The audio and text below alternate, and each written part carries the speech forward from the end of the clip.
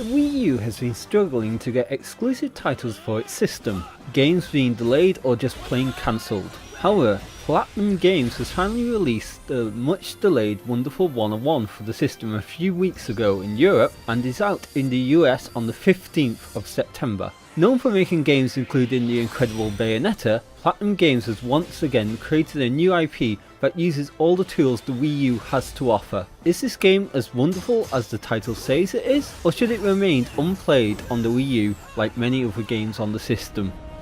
So, the sniveling worms dare to defy the guild of evil aliens terrorizing humans with gigawatt bombs, energy beams, ray guns, and killer lasers?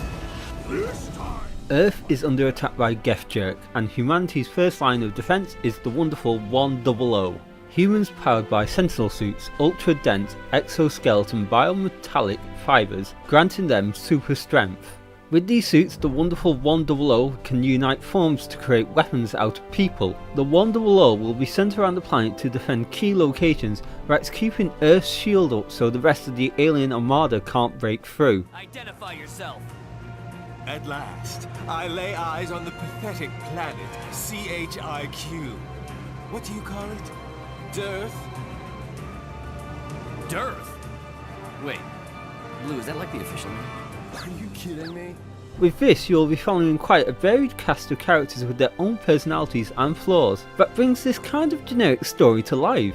You can generally see twists in the story before they happen, but it's still a thrill to play. The game isn't afraid to break the fourth wall either, so when there are long text sections, characters will do silly things in the background, or comic book style panels will appear in the corner to explain background on certain characters without interrupting your gameplay.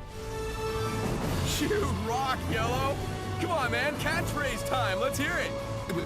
what? We have no such catchphrase in my country.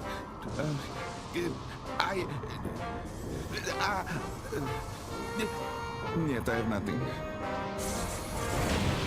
Imagine a game where you merge Pikmin with the likes of Bayonetta, that is the wonderful 101. This isometric game has you control a squad which can merge into various weapons and defences to take out aliens who are attacking the planet. The aim of the game is to use these unique morph abilities to get through each stage, which contains fighting, puzzles, platforming, flying, shooting, boss fights and many more. The sheer diversity of the tasks you will be doing is mind blowing, and each mission can last from 20 to 50 minutes at a time. When you start the game, you will only have the Unite Fist and Unite Sword ability, but you'll eventually get Gun, Whip, Claws, Bombs and many more. You'll also be able to purchase abilities from the shop to gain different morphs. There is one ability I'm surprised they don't give to you right away, which is the one to reflect attacks. You must purchase this from the shop. If you don't, during the very first mission after the prologue, you will encounter an enemy that will take minimal damage unless you reflect its own attacks against it. The cost for this ability is very cheap, and I don't see why they don't just give you this right out. A slight oversight by the developers? You can also purchase mods from the shop that can alter your abilities, such as healing you after you reflect an attack, or stop time if you are going to take damage, but uses up your morphing energy. Then there are items in the game that can restore your health and energy, but also inflict damage on the enemy. You can either find them hidden in the world or by creating them with ingredients in the world. If you've played Bayonetta before, you will recognise this crafting system. The controls for this game are quite hard to pick up at first. You control your squad's movement with the left analog stick, and with the right you will create shapes to unite the squad together into weapons. With a circle shape you will create a fist, and with a straight line you will create a sword, and how big the shape is will determine how strong the weapon is. To do this you will use your unit energy that will slowly regenerate over time. When you acquire more morphing abilities, you will get into situations where using the analog stick will become tricky, since a lot of the shapes use similar symbols, in particular the whip shape, which is similar to the bomb and hammer shape. You can however use the Wii U pad to manually draw them onto the touchscreen. Thankfully time slows down while you draw shapes, and you'll be creating these symbols a lot, since you can assign a weapon to the A button and assign a short auto combo which the computer will perform with the X button. This will allow you to create chain combos and assist you versus multiple enemies at a time. Say you need a hammer to break through a shield, but also a sword to reflect laser attacks. This is one way to do it.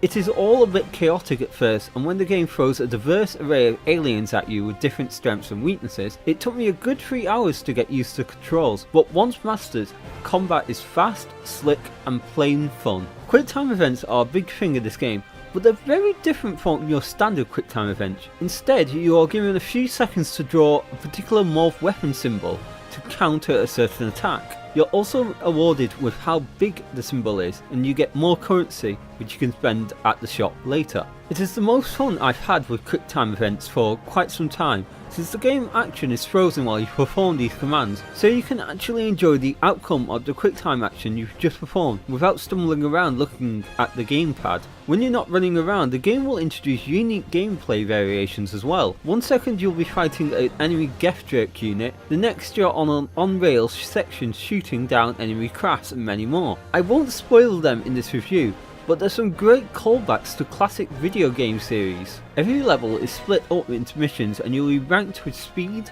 combo, damage taken, continues used and how many particular consumables you have used. This will affect your overall medal at the end, so for perfectionists, you've got a goal to strive for. The game is quite challenging as well and will not hold back the punches. Boss fights are quite grand in this game and happen over multiple stages. The bosses will seem to be unfair and play dirty at times, but there are ways to get through whole fights without taking any damage.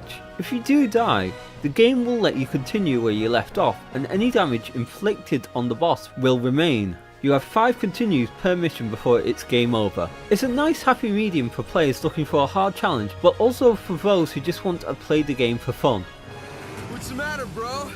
Out of juice already?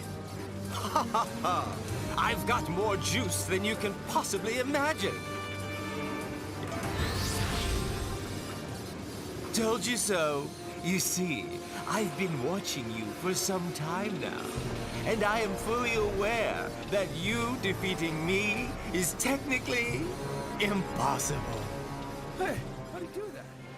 The game also uses the second screen for some interesting perspective puzzles where you enter a building to operate the device inside, which will change something on the main screen. The camera in these areas are a bit wonky, but they are far and few between. You can also change what screen is being displayed on the pad and the TV. The isometric camera works well most of the time in game, but there are moments when objects block your view, which can cause major issues in combat or platforming.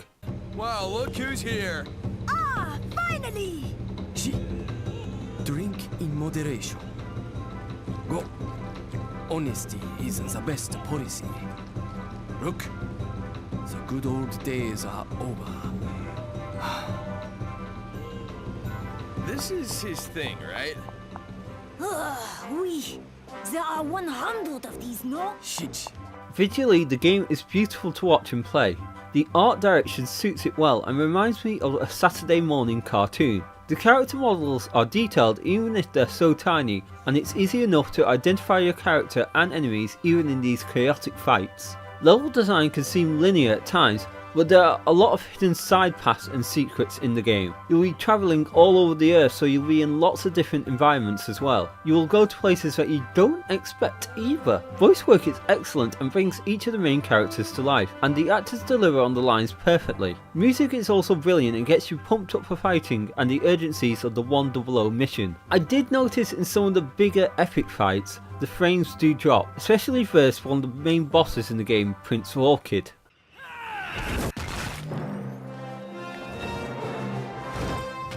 Team, unite up! The Wonderful 101, as the name implies, is wonderful.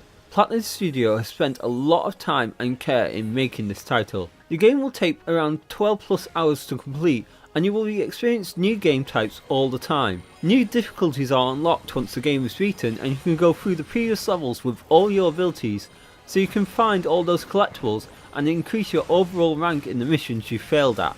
There is even a co-op mission mode for up to 5 teams, which I can only imagine will be crazy on the screen. If you like games such as Devil May Cry, Bayonetta, God of War, but with a unique gameplay mechanic and oozing with charm, then look no further than the wonderful 101. The game offers a challenge for experienced players and also allows lesser experienced players with options of easier difficulties and multiple continues, so you can bumble right through to the end. And that ending is spectacular. I was dying of laughter on the very final boss level. The wonderful 101 is a must-have for all Wii U owners and is currently in my top 3 games of 2013 so far. If you've enjoyed the review of the wonderful 101, let me know in the comments below and consider subscribing to my channel. Thanks for being patient with me. I'm still recovering slowly from my operation, but I appreciate it if you've got to the end and watched this video. Thanks again, and bye bye.